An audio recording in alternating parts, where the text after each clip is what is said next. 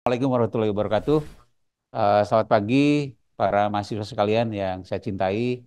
Kita akan melanjutkan sesi perkuliahan komunikasi interpersonal dan saya mencoba menyajikan satu topik yang mungkin relevan dengan dunia Anda sehari-hari ya.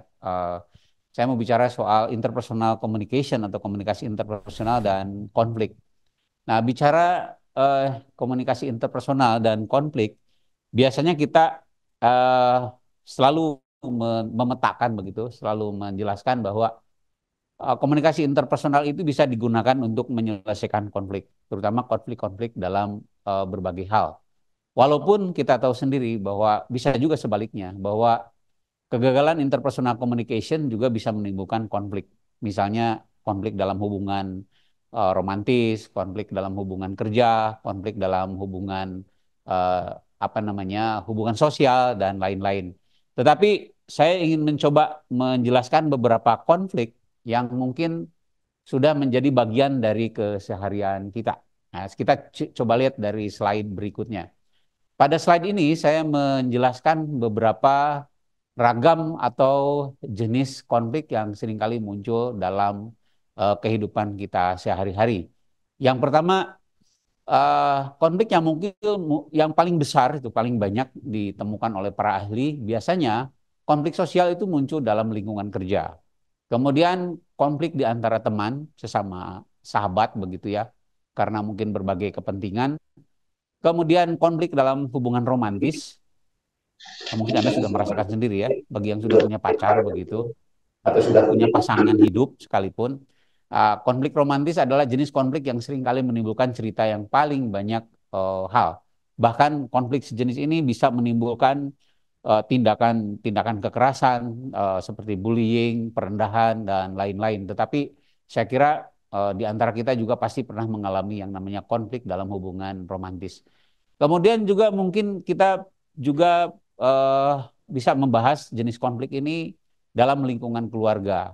Keluarga sebagai sebuah wahana hubungan interaksi di antara pasangan hidup laki-laki dan perempuan, ditambah juga mungkin dengan anggota keluarga yang lain seperti anak, eh, sejumlah anak begitu dalam keluarga. Tetapi dalam perjalanan hidupnya sebuah keluarga juga bisa mengalami konflik. Bahkan konflik dalam keluarga bisa menimbulkan perpecahan yang sangat hebat. Misalnya pasangan suami istri bisa berpisah, anak bisa uh, ter tidak terurus, dan keluarga bisa terpecah di tengah jalan sehingga keluarga itu bisa menimbulkan konflik yang sangat hebat. Dan contoh yang lain mungkin kita juga bisa membicarakan konflik antar tetangga. Beberapa bulan terakhir misalnya kita pernah menemukan satu video yang sangat viral bagaimana hubungan yang tidak baik di antara dua keluarga begitu ya, tetangga maksud saya, tetangga di mana yang satu membenci yang lain dan tidak pernah selesai. Bahkan sangat menariknya konflik di antara mereka itu sampai dibawa ke ruang pengadilan gitu ya. Dan ruang pengadilan memutuskan bahwa yang satu bersalah dan yang satu tidak bersalah. Tetapi anehnya konflik ini berkelanjutan dan tidak selesai sampai saat ini belum selesai kalau tidak salah. Itu adalah contoh konflik yang dalam lingkungan kita bisa memicu terjadinya perpecahan di antara manusia. Kalau kita menggunakan beberapa teori sosial, sebenarnya konflik itu sangat penting gitu. Dalam posisi tertentu, konflik itu bahkan saya kalau meminjam teori konfliknya dari Marx gitu ya, nah ini sebagai ilustrasi saja, seringkali konflik juga menjadi bagian untuk meningkatkan dinamika kehidupan kita sehari-hari. Bahkan seandainya dalam hidup ini tidak ada konflik, mungkin tidak ada kemajuan sehebat sekarang gitu ya. Karena konflik bagi Marx atau teorinya Karl Marx, konflik itu sendiri adalah energi sosial gitu. Jadi sejauh kita bisa mengendalikan konflik, sebenarnya konflik itu adalah bagian yang tidak terpisahkan dalam hidup manusia. Jadi kalau Anda misalnya punya pasangan, punya pacar, punya teman, punya bos begitu dalam lingkungan perkantoran, sekali-kali konflik itu boleh boleh bukan dimunculkan, sekali-kali konflik itu boleh muncul keluar gitu. Dalam rangka apa? Dalam rangka mendinamisir supaya organisasi, supaya hubungan kita, supaya ikatan kita dengan orang lain itu ada nuansa di mana saling menyadari bahwa manusia itu punya kekurangan gitu. Manusia itu punya kepentingan begitu. Bagi saya konflik antara mahasiswa dan dosen itu juga penting gitu. Terutama dalam membimbing. Misalnya saya suka, bukan saya suka menciptakan konflik gitu ya, bukan gitu. Bukan tidak bagus. Tapi maksudnya seringkali beradu kepentingan gitu dengan pihak-pihak tertentu, terutama dengan mahasiswa.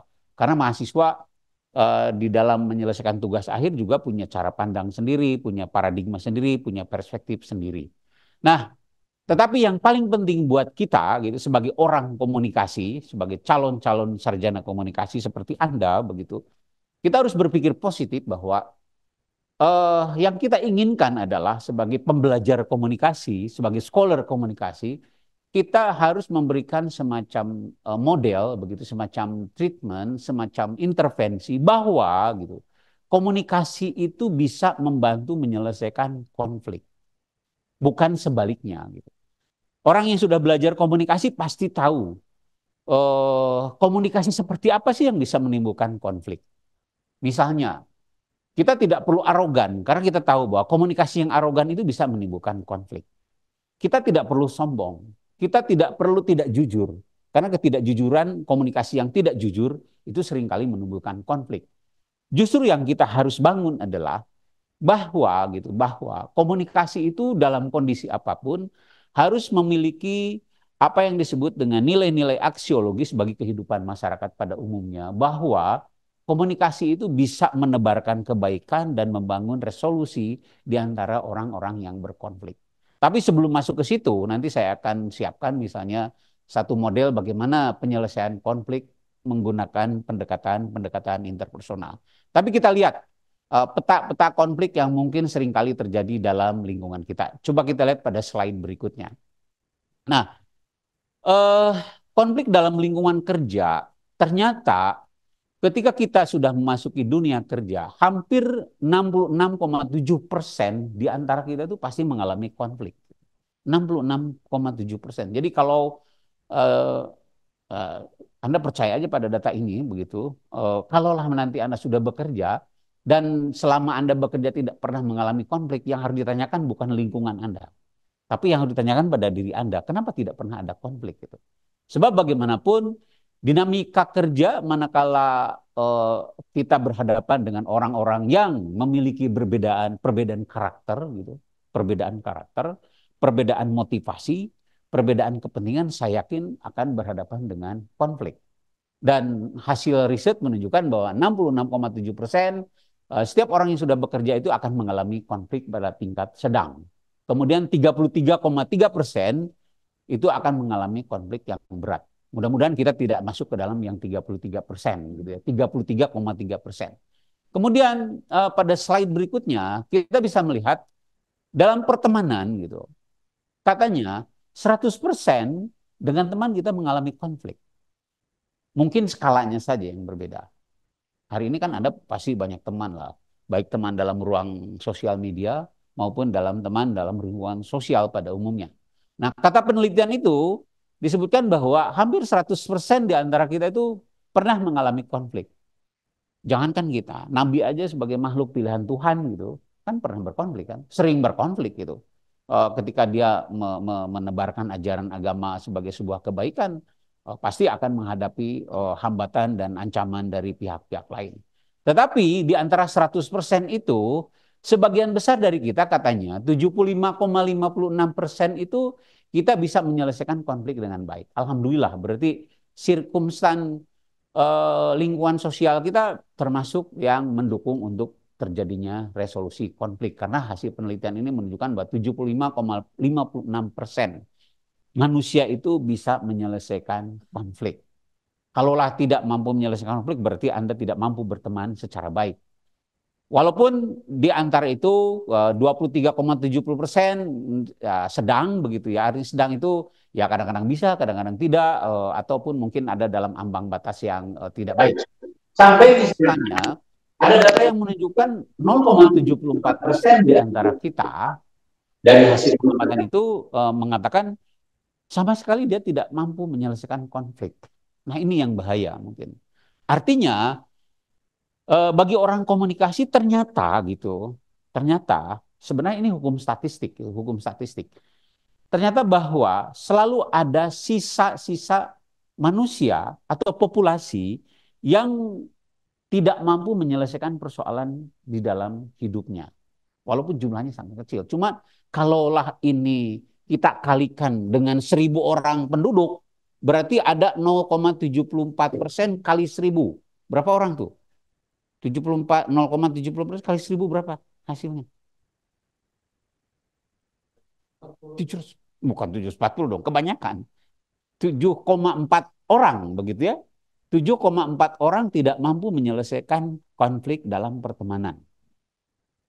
Ya kalau kalau 10 orang berarti 0,7 ya, satu orang kurang lebih gitu ya. Satu orang tidak mampu menyelesaikan konflik. Tapi bagi kita tentu diharapkan artinya apa? Artinya kita kita harus mampu menyelesaikan konflik dalam pertemanan. Nah, dalam slide berikutnya ini yang menarik mungkin. Eh, Konflik yang berikutnya adalah konflik romantik. Nah, manusia itu senang dengan hubungan romantik. Artinya setiap orang memang dianugerahi rasa untuk membangun relasi romantik.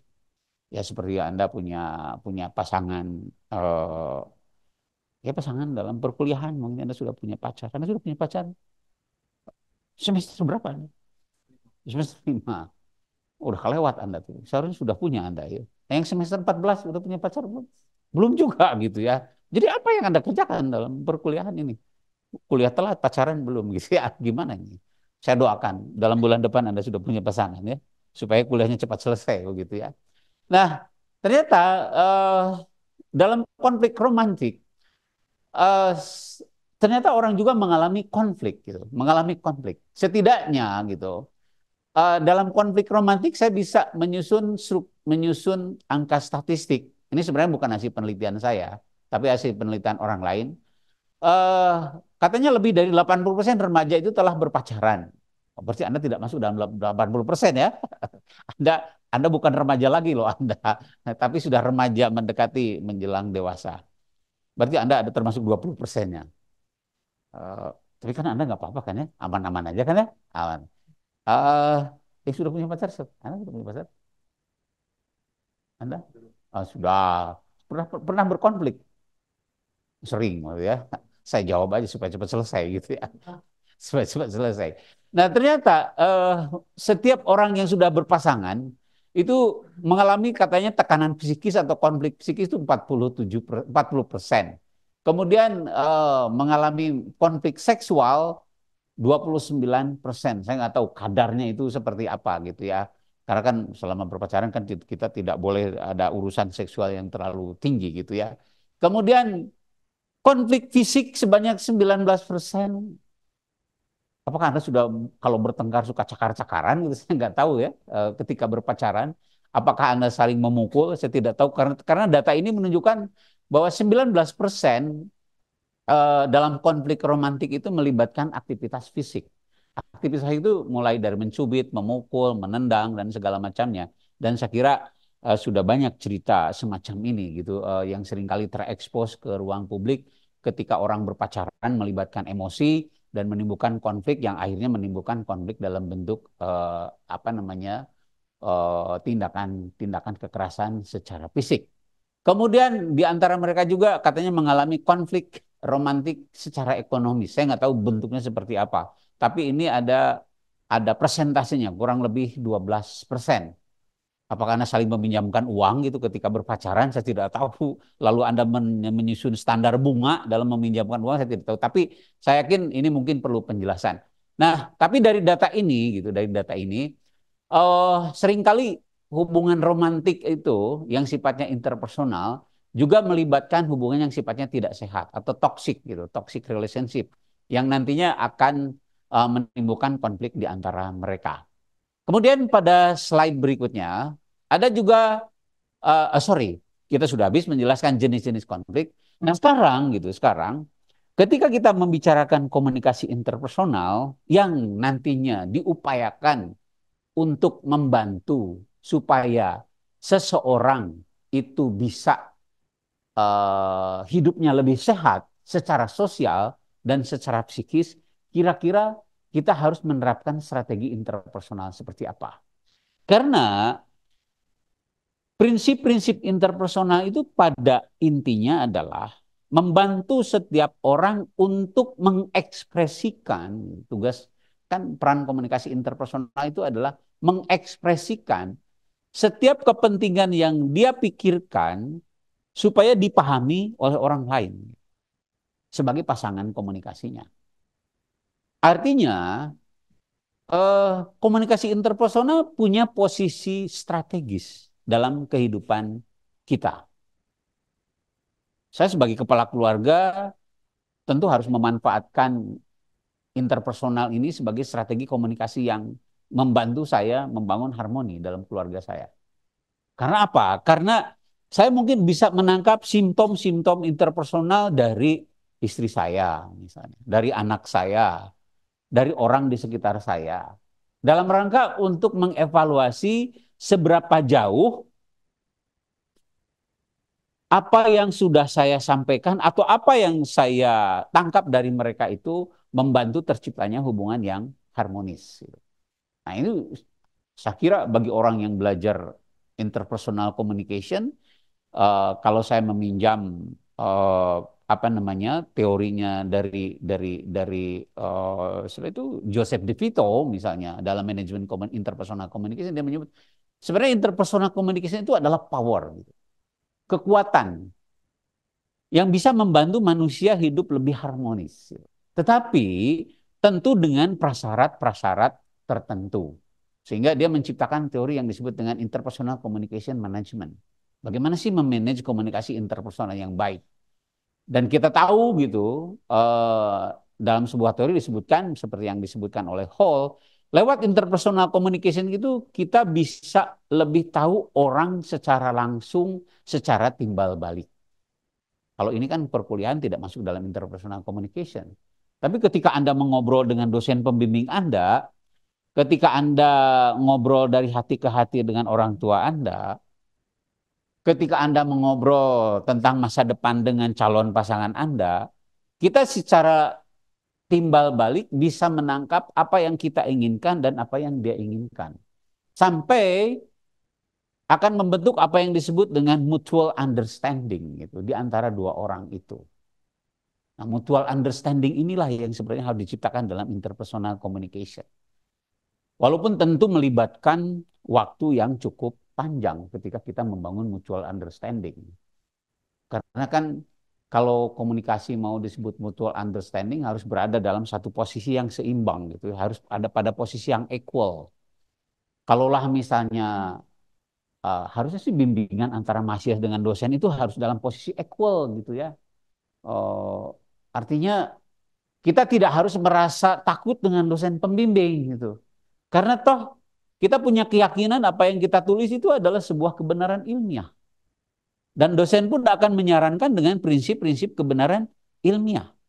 Kalau orang sudah yakin dengan dua kebenaran yang saling didiskusikan, saya yakin dua-duanya punya argumentasi.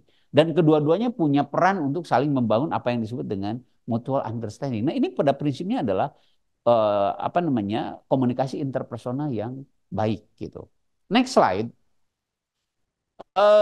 Ciri dari interpersonal communication itu ditandai oleh beberapa hal supaya kita bisa membedakan dengan jenis-jenis komunikasi yang lain. Pertama, interpersonal communication itu lebih bisa memelihara silaturahmi yang berkelanjutan, continuity. Karena mungkin hampir 50-60% kita dalam keseharian dibangun dari struktur hubungan interpersonal. Kalau saya misalnya memperhatikan, saya pejabat di fakultas, tapi hanya sedikit waktu saya untuk berdiskusi tentang organisasi. Mungkin hanya pada saat rapat, dalam sebulan rapat bisa dihitung, dalam seminggu bisa dikalkulasi, begitu ya. Dalam sehari paling satu kali atau dua kali. Tapi yang namanya ngobrol interpersonal, setiap detik mungkin kita akan bertemu secara interpersonal dengan orang. Ketemu dengan teman, saya hello gitu. Good morning, gimana? Apa kabar? Dari mana? Dan seterusnya, dan seterusnya. Masuk ke ruangan, sudah nunggu mahasiswa, ngobrol secara interpersonal. Mau makan siang, cari makan yang enak, saling adu tawar, interpersonal communication. Ketemu lagi dengan dosen yang lain, ngobrol tentang cerita bagaimana sudah mengerjakan paper, apakah sudah ada skema riset tahun ini, pasti yang dibicarakan adalah interpersonal communication. Termasuk Anda, gitu. Termasuk kalian semua para mahasiswa. Masuk ke ruang kuliah, ketemu teman, ngobrol, diskusi, kapan mau selesai skripsi, gitu kan ya Mas ya. Saya nggak nyindir sebenarnya, cuma nanya aja gitu ya, nggak usah dipikirin gitu ya. Kapan mau selesai, kapan mau wisuda, etc., dan sebagainya dan seterusnya. Itu adalah memelihara hubungan continuity dari silaturahmi lewat interpersonal communication. Makanya interpersonal communication itu power untuk membangun silaturahmi. Itu yang pertama. Di mana manusia itu bisa hidup lebih panjang lewat interpersonal communication. Katanya kalau kita sering-sering bersilaturahmi secara interpersonal, umur kita lebih panjang. Saya nggak tahu nih apa benar atau tidak gitu. Tapi cek aja oleh Anda gitu ya. Barang siapa yang sering bersilaturahmi itu kan pasti umurnya lebih panjang. Tapi yang pasti rezekinya lebih banyak. Itu yakin deh mas saya. Setidaknya kita lebih mudah pinjam uang pada orang yang kita kenal kan. Kemudian interpersonal communication itu lebih pribadi karena kita melibatkan unsur-unsur yang menyangkut pada kondisi-kondisi perseorangan, tidak melibatkan organisasi, dan kita lebih banyak mengekspresikan kepentingan personal dalam komunikasi interpersonal. Kemudian lebih melibatkan pada unsur bahasa yang sifatnya verbal dan nonverbal, bahkan seperti yang dikatakan oleh Hayakawa, sebagian besar komunikasi kita lewat interpersonal itu ditandai dengan petunjuk-petunjuk nonverbal.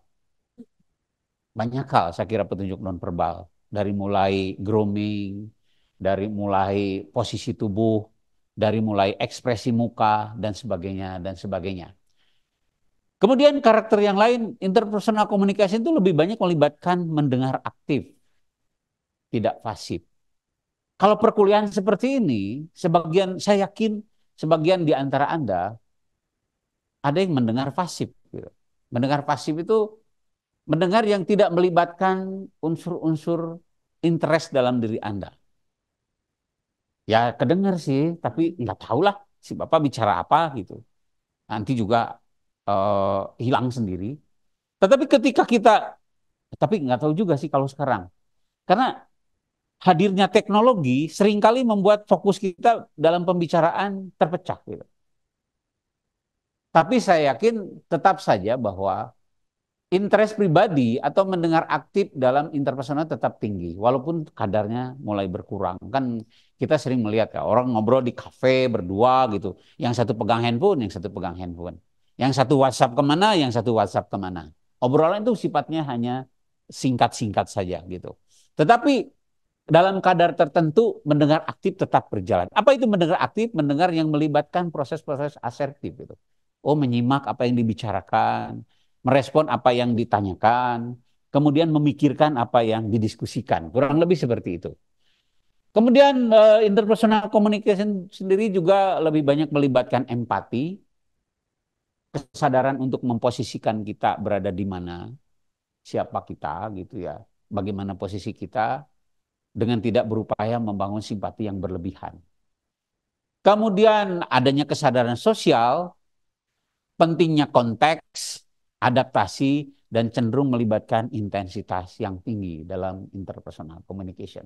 Nah, kalau kita perhatikan gitu, karakter ini sebagian besar hampir tidak, bukan hampir ya, sedikit dimiliki oleh karakter dalam level komunikasi yang lain. Komunikasi kelompok saya kira intensitasnya tidak setinggi komunikasi interpersonal.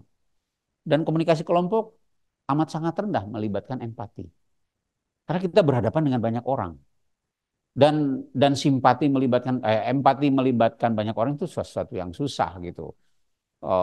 Amat lebih mudah kalau misalnya saya mengobrol secara interpersonal. Saya ngobrol dengan Anda misalnya. Dari mana Anda?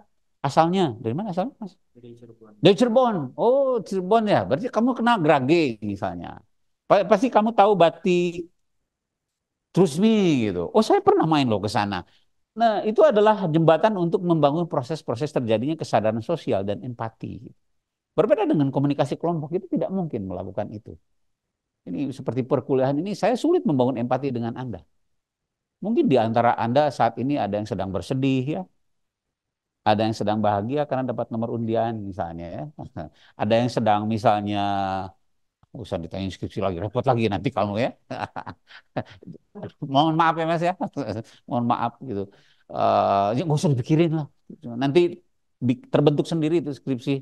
Yang penting Anda, wah jadi gitu, itu pasti jadi. Nah ini karakteristik dari interpersonal communication yang tidak dimiliki oleh bentuk-bentuk komunikasi yang lain. Next slide. Ini saya kira bisa dicontohkan beberapa tokoh penting yang pernah menulis tentang interpersonal. Saya senang misalnya karya Carl Rogers tentang mendengar aktif. Saya juga melihat beberapa sampel tentang Deborah Tannen mengenai sosiolinguistik dalam interpersonal communication, Rosen Green, John Gottman, dan satu Joseph DeVito tentang interpersonal management communication yang saya gunakan dalam perkuliahan ini. Silakan Anda cek bukunya. Next slide. Uh, Dalam komunikasi interpersonal, ada satu skill yang harus dipenuhi. Ada skill yang harus dipenuhi dalam interpersonal. Yaitu, dia harus memiliki kemampuan komunikasi asertif. Komunikasi asertif. Jadi, kalau kita ingin meningkatkan kemampuan interpersonal communication, jembatan yang pertama adalah, tahap yang pertama, Anda harus menguatkan kemampuan asertif Anda. Apa itu kemampuan asertif? Yaitu kemampuan untuk membangun gaya komunikasi di mana seseorang itu berupaya menyatakan pikiran, perasaan, dan kebutuhan mereka secara langsung, to the point, trust, jujur, akurat, dan dia sangat menghormati pada privasi orang lain. Jadi skill asertif, skill yang paling besar adalah skill yang membuat orang lain itu membangun trust gitu, membangun kepercayaan. Itu yang pertama. Uh, Ya, ini mungkin bagi orang yang bekerja sebagai konsultan gitu, konselor terutama, mendengar asertif itu adalah kepentingan pokok gitu. Karena ketika kita berperan sebagai konselor atau ketika seseorang pergi ke konselor, sekarang kan banyak profesi konselor ya, konselor keuangan, konselor psikologi, konselor kesehatan, konselor, mohon maaf ya, misalnya edukasi seksual gitu ya. Itu profesi-profesi yang mengutamakan kemampuan-kemampuan mendengar asertif. Apa itu mendengar asertif? Mendengar di mana si konselor itu harus terlebih dahulu dipercaya oleh orang-orang yang datang untuk berkonsultasi. Ya gimana kalau kita mau meminta petunjuk kalau kita sendiri tidak percaya. Termasuk dukun itu kemampuan mendengar asertifnya tinggi loh itu. Ya kan? Makanya saya berpikir jangan-jangan dukun itu belajar komunikasi interpersonal loh. Entah dari mana, entah dari wangsit, entah dari mana, dari makhluk gaib gitu. Tapi setidaknya ketika orang pergi ke dukun, dia sebenarnya sudah memiliki trust gitu. Ya kan? Sudah pernah pergi ke dukun? Belum ya? Jangan jangan lah. Tapi boleh lah gitu untuk cari jodoh gitu ya. Untuk besok mau ujian sidang skripsi, saya pergi ke dukun dulu misalnya. Tapi setidaknya ketika kita sudah pergi pada seorang konselor, performan atau keahlian yang dipercaya oleh kita adalah keinginan untuk membangun trust. Jujur saya mempercayai dia. Itu penting dalam mendengar asertif. Dan ini penting dalam membangun performa interpersonal. Bagaimana caranya? Ya itu mungkin terbentuk dalam waktu yang cukup panjang. Apakah karena gelar, apakah karena sekolah, apakah karena Anda ikut pelatihan, apakah karena Anda punya sertifikat, dan lain-lain. Itu adalah upaya-upaya untuk meningkatkan atau menunjukkan performa asertif. Kemudian kemampuan untuk mendengarkan aktif dan gabungan antara mendengarkan aktif dan komunikasi asertif itu adalah skill yang paling penting dalam meningkatkan performa komunikasi interpersonal. Oke, next slide. uh, Sekarang, kalaulah kita mau membahas hubungan interpersonal dan konflik sosial, tentu terlebih dahulu yang harus kita jelaskan adalah, pertama mungkin harus diyakinkan dulu bahwa komunikasi interpersonal itu punya kekuatan, punya power untuk menyelesaikan konflik. Walaupun konflik juga bisa disebabkan oleh gagalnya interpersonal communication. ya kan? Kenapa orang yang memiliki hubungan romantik berantem gitu ya, berkonflik? Mungkin karena interpersonal di antara mereka gagal gitu. Dan kegagalan ini sebenarnya harus diselesaikan juga dengan interpersonal lagi gitu. Atau mau melibatkan pihak ketiga? Ya boleh juga sih sebenarnya. Mau melibatkan pihak ketiga juga boleh gitu. Jadi triadic communication. Tapi setidaknya kita harus berpikir sebagai seorang ahli komunikasi bahwa pada posisi tertentu kita yakin bahwa interpersonal communication ini punya kemampuan untuk menyelesaikan konflik pada satu sisi. Tapi pada sisi yang lain, kegagalan interpersonal bisa menimbulkan konflik. Nah, yang kita pelajari adalah pada sisi yang pertama, yaitu interpersonal communication bisa menyelesaikan atau membangun resolusi konflik. Caranya gimana? Pertama kita pahami dulu apa yang dimaksud dengan konflik. Konflik biasanya muncul karena perbedaan pendapat atau karena perbedaan perspektif. Perbedaan perspektif menyebabkan perbedaan kepentingan, ya kan? Seperti sekarang ini kan kita memasuki tahun politik, ya nggak? Siapa yang sudah pilih nomor satu? Yang sudah pilih, nggak usah disampaikan dalam hati aja lah ya. Pak Tor pilih nomor berapa? Ya saya juga nggak akan menyampaikan gitu ya. Yang pasti yang menang cuma satu kan ya, tidak ada yang menang yang lain gitu. Yang nomor berapanya kita tidak tahu. Kemudian yang uh, kenapa kenapa bisa sorry berbeda pilihan pasti punya perbedaan kepentingan. Mungkin intensitas konflik akibat perbedaan pendapat dengan perbedaan kepentingan agak berbeda gitu. Perbedaan kepentingan dianggap memiliki intensitas lebih tinggi ketimbang perbedaan pendapat. Kemudian yang kedua, konflik bisa muncul karena masalah kekuasaan dan kontrol. Ini mungkin lebih banyak kita membicarakan dalam konflik-konflik sosial dalam masyarakat ya, misalnya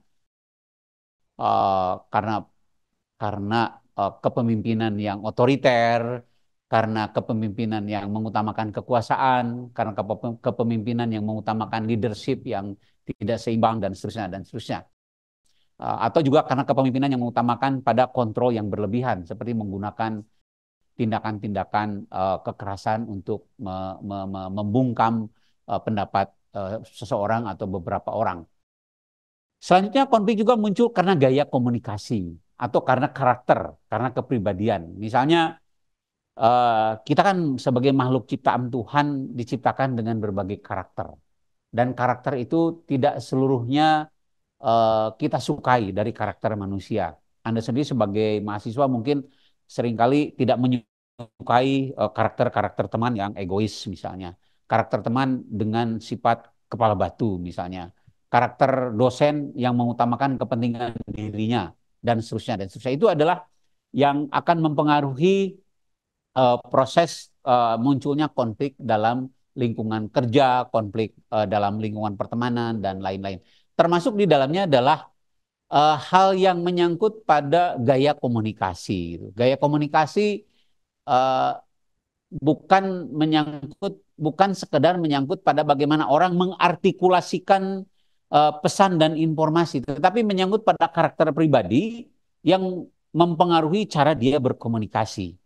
Misalnya, orang yang cenderung karakternya dominan, dalam komunikasi pun dia cenderung bersifat dominerer gitu. Apa itu dominerer? Selalu berupaya mendominasi sebuah percakapan atau diskusi. Nah, seringkali orang-orang seperti ini sebagian besar tidak disukai gitu. Walaupun ya eh, dalam beberapa hal tertentu kelihatan baik, tapi dalam beberapa hal yang lain cenderung tidak baik begitu ya. Tetapi ada gaya-gaya komunikasi yang seringkali tidak kita sukai. Nah, nanti kita bisa bahas dalam pertemuan yang lain. Kemudian konflik juga muncul karena kita tidak konstruktif di dalam memelihara pertemanan gitu ya. Eh, Sifat-sifat kita yang seringkali mengelabui orang lain misalnya itu seringkali menyebabkan orang tidak menyukai kita.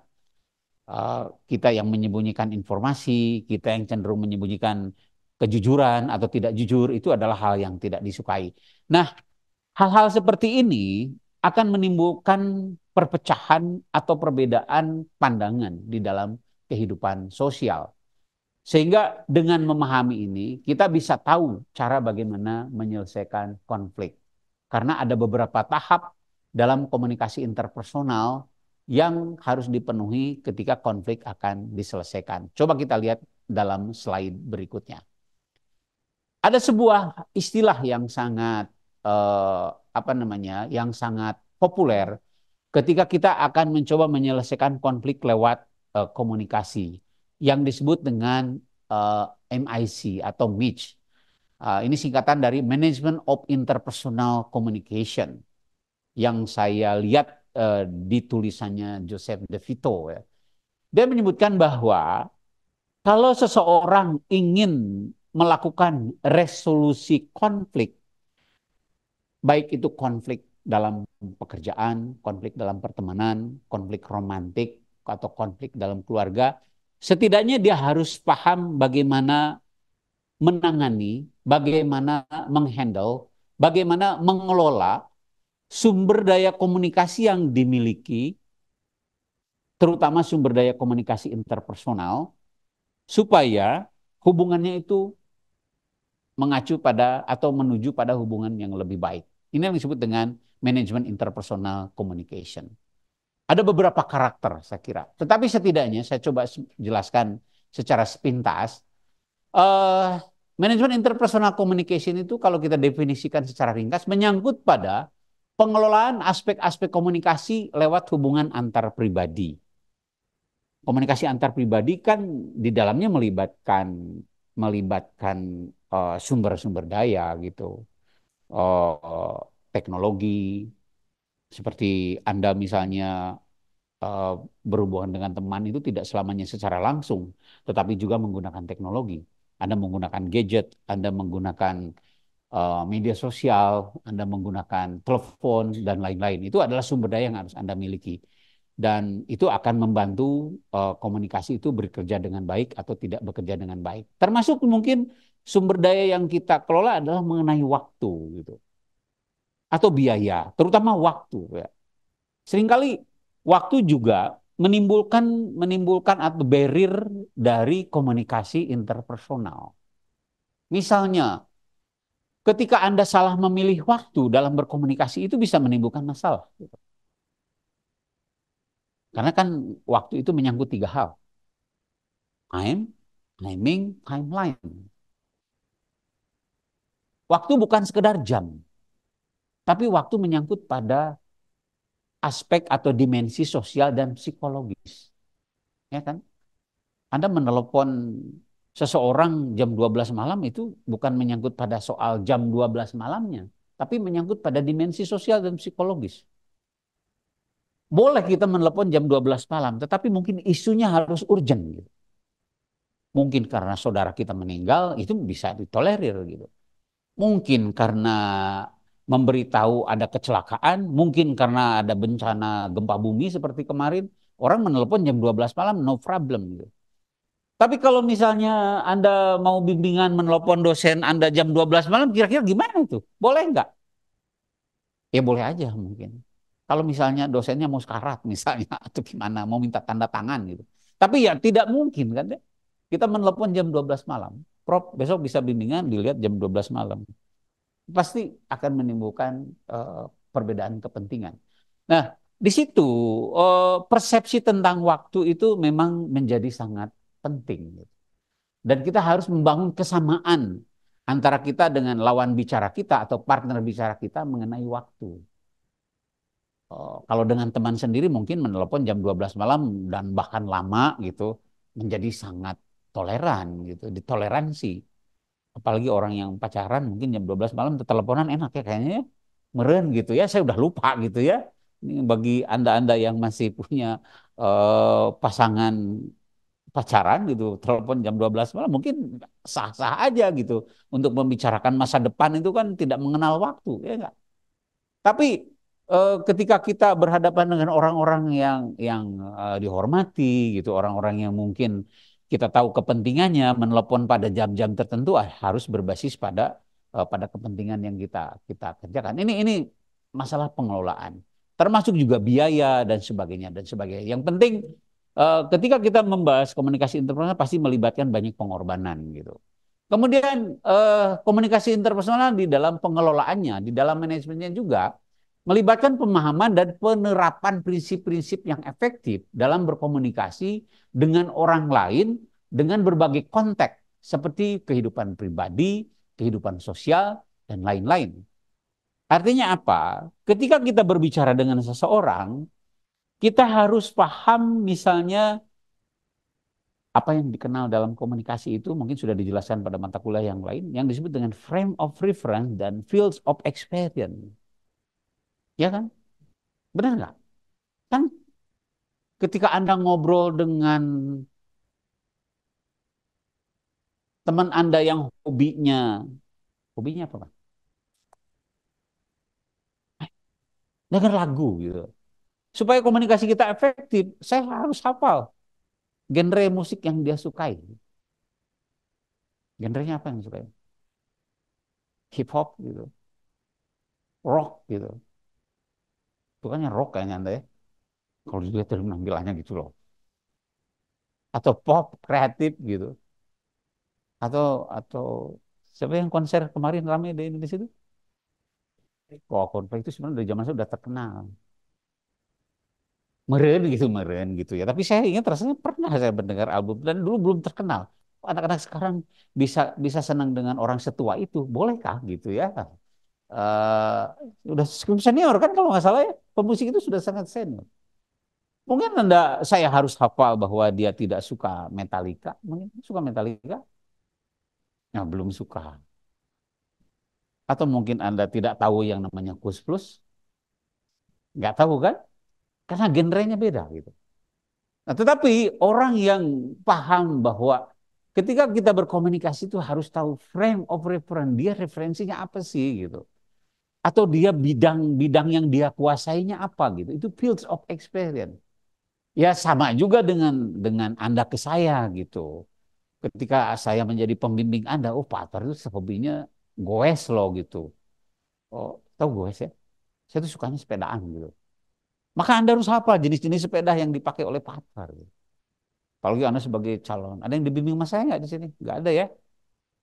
Jadi nggak usah dihafalin tuh jenis-jenis sepeda ya. Kalau yang bimbingan dengan saya harus hafal jenis-jenis sepeda kamu. Eh, tapi jangan apa harganya ya. Pak Atar kayaknya pengen dibeli net. Bukan maksudnya. Setidaknya Anda tahu hobi seseorang gitu. Ketika kita mengobrol. Setidaknya tahu orientasi politiknya. Gitu. Apalagi nanti kalau Anda sudah kerja. Gitu. Setidaknya Anda tahu orientasi sosialnya. Dan setidaknya Anda juga tahu orientasi seksualnya ini kemana nih orang gitu. Bahaya orang sekarang itu, misalnya kayak begitu. Nah, itu dalam rangka apa? Dalam rangka membangun suasana atau nuansa komunikasi yang cukup efektif. Jadi yang pertama adalah melihat frame of reference dan fields of experience. Penting itu di dalam berkomunikasi itu. Kemudian eh, dalam dalam manajemen interpersonal communication juga kita harus berupaya menata sedemikian rupa komunikasi itu harus selalu berbasis pada kontekstual. Harus tahu konteksnya. Kalau lagi di kafe ya oke lah kita ngobrolin hal-hal yang ringan-ringan saja. Jangan lagi nongkrong di kafe Anda bicara soal filsafat Heidegger gitu ya. Jangan bicara soal gimana ya pendapatnya Lacan tentang realitas gitu. Sambil ada ngopi di kafe gaya sih gitu. Tapi asa mahal gitu ya. Mahal banget mau ngobrol gitu di kelas aja udah mumet gitu. Jangan sampai Anda masuk masjid, Anda ngobrolnya apa di masjid yang nggak cocok. Politik misalnya. Hah? Enggak jalan juga ya, benar ya. Oh siap gitu. Itu Anda tahu konteks itu. Kalau di masjid jangan ngobrolin orientasi politik, walaupun sekarang masjid juga dipakai untuk orientasi politik gitu ya. Salah kaprah gitu. Tapi oke lah mungkin masjid itu kan tempat orang mendapatkan barokah mungkin ya. Jadi ngobrol politik juga berkah mudah-mudahan gitu. Jadi setiap komunikasi itu mengandung konteks gitu. Selain teks. Teks itu apa yang dibicarakan, konteks itu sesuai atau tidak waktunya gitu. Dan setiap hal dalam manajemen interpersonal communication itu harus dipadukan sedemikian rupa supaya komunikasi kita itu benar-benar saling menghargai satu sama lain. Seperti tadi kita menghormati, oh dia senangnya ini loh orientasi politiknya. Jangan Anda mau berdebat dengan dia kalau tidak penting gitu. Kecuali kalau dia mengajak berdebat gitu. Nah, kemudian next slide. Ada beberapa teori.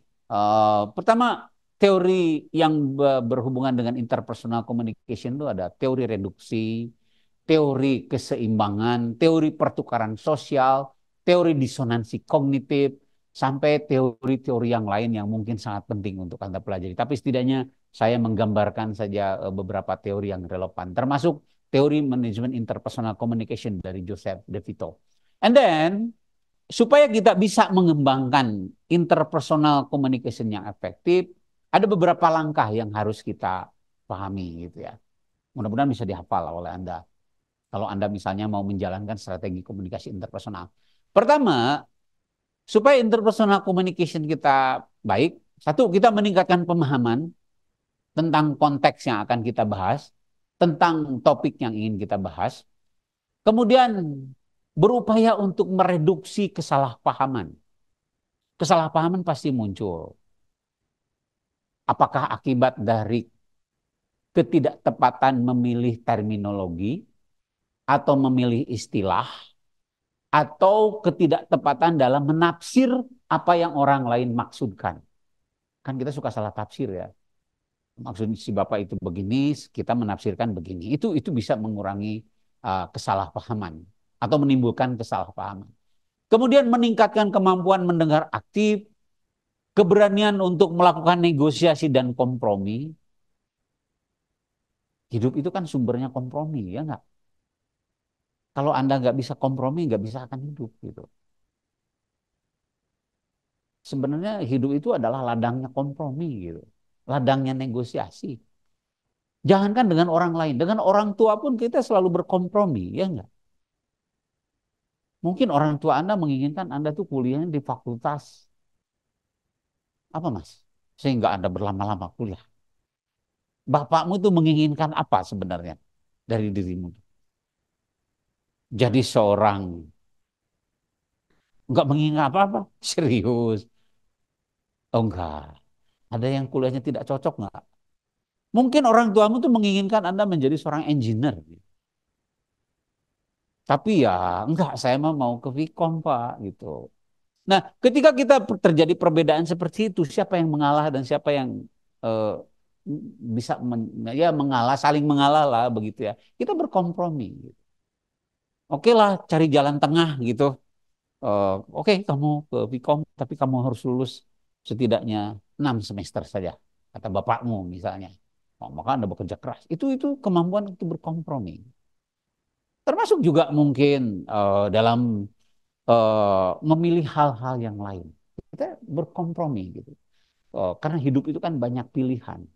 Dan di antara pilihan itu kita harus memutuskan satu hal. Tidak boleh memutuskan banyak hal. Maka kita berkompromi.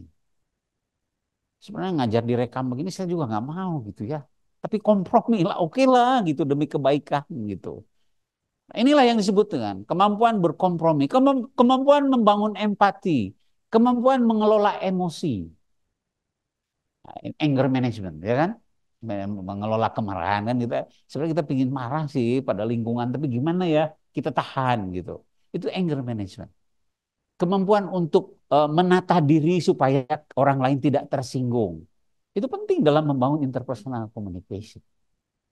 Dan yang lebih penting lagi adalah kemampuan menghormati batas-batas antara kita dengan orang lain. Dalam arti apa? Dalam arti kita mengapresiasi privacy, mengapresiasi kehadiran orang lain dalam kehidupan kita. Itu adalah sikap keterbukaan. Ketika Anda berani mengambil resiko seseorang menjadi pacarmu, itu adalah bagian dari menghormati kehadiran orang lain dalam diri Anda.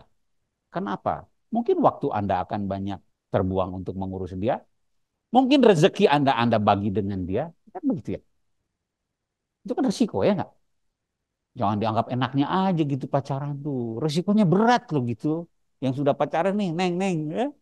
Oh iya kan, tiap pagi harus di WA, Mas sudah bangun belum? Sampai suruh gitu.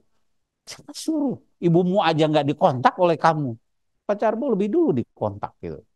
Itu adalah bagian dari kemampuan untuk menghormati bagaimana kita mengembangkan kemampuan interpersonal. Nah, cara untuk mengembangkan strateginya ada pada slide terakhir. Ada beberapa langkah supaya konflik kita selesai dan menggunakan pendekatan interpersonal, katanya menggunakan tahap-tahap seperti ini. Satu, kita harus terbuka dan jujur. Ya terbuka itu ya jujur gitu ya. Tapi setidaknya terbuka itu openness, mau mendengarkan orang lain, mau menyimak keluhan orang lain dan sekaligus jujur dalam arti menceritakan apa kesalahpahaman di antara kita. Itu tahap yang pertama. Kedua, kita menerapkan strategi mendengar aktif. Mendengar aktif artinya seperti yang sudah saya jelaskan sebelumnya, kemampuan untuk menyikapi dan menghormati argumen-argumen orang lain. Misalnya ketika dia marah itu alasannya apa? Kita harus siap terbuka. Termasuk kita juga harus mengekspresikan kenapa kita marah sama orang tersebut atau kenapa kita berkonflik dengan orang tersebut. Kemudian siap atau terbuka untuk menghargai perbedaan di antara orang-orang yang berkonflik. Artinya menceritakan perbedaan-perbedaan di antara kedua belah pihak. Kemudian mengekspresikan kebutuhan di antara masing-masing pihak. Saya butuh apa dari Anda dan Anda butuh apa dari saya dan barangkali itu bisa disupport secara bersama-sama. Kemudian jangan lupa juga ketika kita menyelesaikan konflik itu jangan sepenuhnya menyerahkan kepada orang lain sebagai pengambil keputusan. Sekali-kali kita juga mengekspresikan apa yang kita inginkan atau dalam komunikasi interpersonal disebut dengan I message gitu. Oke, kalau Anda mau piknik, saya nggak mau. Gitu. Misalnya Anda berantem dengan seseorang, dengan bos Anda. Kalau Bapak mau memutuskan untuk piknik, saya nggak mau. Kenapa? Alasannya adalah begini-begini. Itu I message. Gitu. I message itu bermanfaat supaya apa? Supaya orang lain tuh paham dengan posisi pilihan kita. Atau disebut dengan provision kita. Provision itu sudut pandang kita tuh di mana gitu. Itu penting. Kan kita mah tidak dididik untuk mengekspresikan iMessage ya, orang Indonesia terutama kan, karena harus saking santunnya pada orang lain, kita tuh seolah-olah tidak boleh gitu menunjukkan keinginan kita. Padahal dalam komunikasi itu penting gitu, menunjukkan iMessage gitu. Enggak, saya maunya begini. Kemudian pandai mengatur waktu dan tempat yang tepat. Konflik tidak harus diselesaikan dalam tempat yang formal, tapi sekali-kali kita juga keluar, memikirkan yang lebih luas dan sebagainya dan sebagainya. Dan itu akan membantu pemahaman lebih cepat. Kemudian mengembangkan empati dan melakukan validasi atas argumentasi orang lain. Negosiasi dan kompromi tadi sudah dijelaskan. Dan jangan lupa, humor juga seringkali membantu. Untuk apa coba humor itu? Hmm? Ice breaking boleh. Apalagi melakukan relaksasi gitu. Kan kita kalau konflik tegang ya, sekali-kali humor gitu. Jol-jol nggak humor, weh. Mungkin orang lain nggak tertawa tapi setidaknya oh ya oke lah gitu. Itu relaksasi. Itu adalah humor. Penting humor itu di dalam menyelesaikan konflik gitu. Tapi jangan humor terus, nanti konfliknya nggak selesai gitu ya. Kalau dipenuhi humor, ya humornya sekali-kali aja gitu. Dan yang terakhir, kontrol emosi, anger management. Orang yang memiliki kapabilitas komunikasi rata-rata memiliki skor angka menyelesaikan emosinya lebih tinggi. Kata anak sekarang, jangan sedikit-sedikit sumbunya pendek gitu ya. Sedikit-sedikit meledak, sedikit-sedikit meledak, meledak terus. Kamu yang meledak nanti yang terakhir ya. Saya kira itu saja dulu materi dari saya tentang bagaimana relasi konflik dengan interpersonal communication dengan mengambil posisi pada membangun interpersonal communication untuk menyelesaikan konflik. Terima kasih. Kalau ada pertanyaan, silakan, Nay. Oke.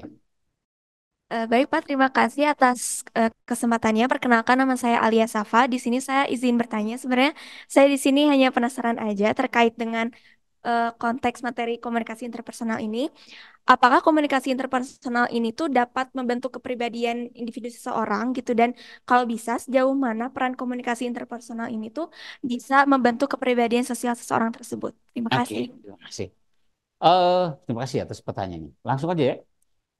Kepribadian sebenarnya eh, secara secara naluriah Kita sudah dibentuk kepribadiannya dari awal. Artinya setiap orang itu sudah punya substansi kepribadian. Tetapi dalam teori perkembangan manusia, Zhang Fige itu mengatakan gitu. Ada seorang tokoh psikologi namanya Zhang Fige, dia kaum behavioris. Dia mengatakan bahwa memang kepribadian itu secara substantif itu sudah muncul dalam diri seseorang. Artinya kita sudah punya bahannya gitu. Tetapi seiring dengan perkembangan waktu, personality itu bisa berkembang sedemikian rupa yang dipengaruhi oleh faktor internal maupun faktor eksternal. Artinya, seseorang bisa bukan merubah ya, mengembangkan kepribadiannya dengan peluang memanfaatkan faktor eksternal sebagai bagian yang bisa mengintervensi dirinya.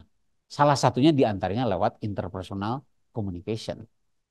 Oleh karena itu, kalau kita ingin mengembangkan kepribadian kita lebih baik, maka jembatan interpersonal communication itu menjadi sangat penting. Ini dekat dengan teori interaksi simboliknya Charles Hakule. Kenapa? Karena lingkungan itu kan seperti cermin, ya nggak? Katanya teorinya apa coba dari Charles Hakule? Teori apa tuh? Nggak tahu ya, supaya cepat saya sebut aja ya. The Looking Glass Self. The Looking Glass Self itu teori cermin sosial. Artinya kita bisa belajar dari lingkungan itu tentang hal-hal yang baik. Untuk apa? Untuk membangun performa kepribadian kita. Lewat apa? Di antaranya lewat interpersonal communication. Makanya kalau Anda mau baik, bergaullah dengan orang-orang yang baik. Gitu. Kalau Anda mau soleh, sering-seringlah pergi ke pengajian. Gitu. Jangan ke tempat judi. Gitu. Kita nggak akan ketemu. Kalau Anda mau menjadi seorang petarung yang baik, sering-seringlah ngobrol dengan para petarung. Gitu. Kalau Anda mau menjadi seorang intelektual, ya sering-seringlah ngobrol dengan para dosen, dengan para mahasiswa yang cerdas, dengan para mahasiswa yang membangun intelektualitas. Lewat apa? Lewat jembatan interpersonal communication itu. Kalau saya menggunakan teori Charles Sakule untuk membangun kepribadian, kurang lebih begitu.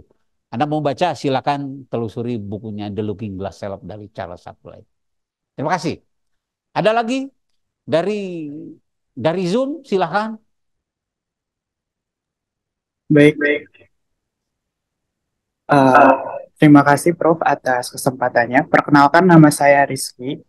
Di sini pertanyaan saya karena saya penasaran dengan karakteristik dari komunikasi interpersonal yaitu verbal dan nonverbal. Terutama saya penasaran di bagian nonverbalnya, Prof.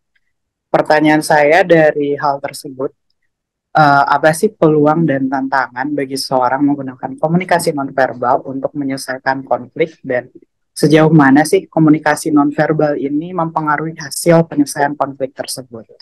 Oke. Sekian, Prof. Terima kasih. Susah juga pertanyaannya ya. Oke. Tapi it's okay. Saya bisa tanggap bahwa seberapa jauh peluang komunikasi nonverbal menyelesaikan konflik lewat interpersonal communication. Dalam teori pengembangan kepribadian, sebenarnya seseorang disebut komunikator efektif kalau dia memiliki kemampuan menafsir nonverbal secara baik. Secara efektif maksud saya. Pada sisi yang lain, nonverbal communication ini seringkali gitu dipengaruhi oleh dimensi-dimensi sosial dan dimensi-dimensi budaya. Coba aja perhatikan. Setiap orang yang berbeda asal-usul budayanya, nonverbalnya berbeda kan ya. Sebagian besar gitu ya.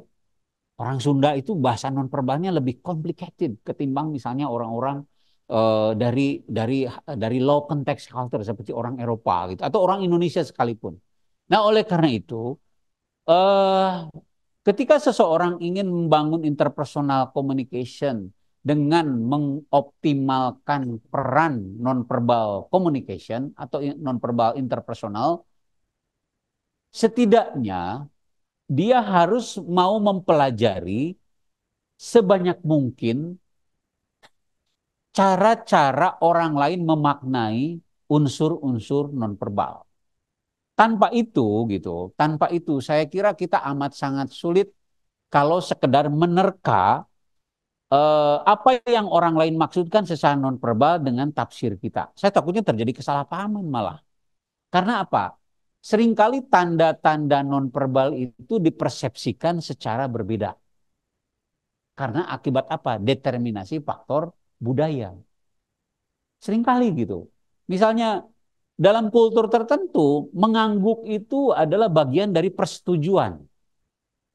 Tapi kesalahan mengangguk ke kiri dan ke kanan bisa menimbulkan masalah. Gitu. Atau mengangguk itu seringkali bukan persetujuan. Atau misalnya menafsirkan kesedihan tidak selalu diekspresikan dengan menangis, dengan air mata yang bercucuran. Ada orang dalam kultur tertentu justru menangis bercucuran itu adalah langkah yang salah. Dalam etnik Arab misalnya, ada yang dikenal dengan istilah dugri. Dugri ini komunikasi antar budaya. Dugri itu, orang Arab itu lebih percaya pada omongan yang keras ketimbang orang yang berbicara dengan intonasi yang lembut. Gitu. Itu katanya begitu. Karena dia mengandaikan dengan dugri itu sebenarnya sejenis tumbuhan kaktus gitu. Tahu kaktus ya? Kaktus itu tampangnya gimana? Struktur kaktus itu gimana? Tahu kaktus tak? Tahu ya? Kaktus itu gimana tampilannya? Ya bukan masalah bulut, yang berdurinya itu loh gitu. Kira-kira kalau sesuatu yang berduri Anda berani mendekati atau enggak? Enggak kan? Nah, dugri itu diistilahkan justru kalau Anda ngomong berduri, orang Arab itu lebih lebih menyukai gitu. Karena apa? Di balik duri itu ada manfaat. Manfaatnya apa? Kita mengevaluasi diri kita bahwa mungkin orang lain itu berkata kasar karena kita salah. Sama seperti tampilan oke seperti kaktus yang berduri, tetapi ada manfaat yang banyak. Karena kaktus itu kalau durinya dibuang, airnya diambil, airnya itu akan memberikan manfaat yang baik untuk kesehatan Anda. Kurang lebih begitu tafsirnya. Nah, maksud saya, kita harus supaya komunikasi nonverbal kita efektif, kita harus mau belajar secara intens tentang klasifikasi jenis-jenis dan model-model nonverbal yang mungkin supaya apa? Supaya kita menafsir bahasa nonverbal orang lain secara akurat. Itu saja tips dari saya. Saya kira begitu kuliah kita hari ini. Terima kasih yang sudah bertanya, terima kasih yang sudah hadir, terima kasih yang juga sudah menyimak dengan baik dalam perkuliahan ini. Mudah-mudahan ada manfaatnya bagaimana Anda membangun resolusi menyelesaikan konflik dengan strategi manajemen interpersonal communication. Selamat siang, semoga berkah. Assalamualaikum warahmatullahi wabarakatuh. Waalaikumsalam. Terima kasih, Ya, Prof. ya. Thank you. Thank you. Ya, ya.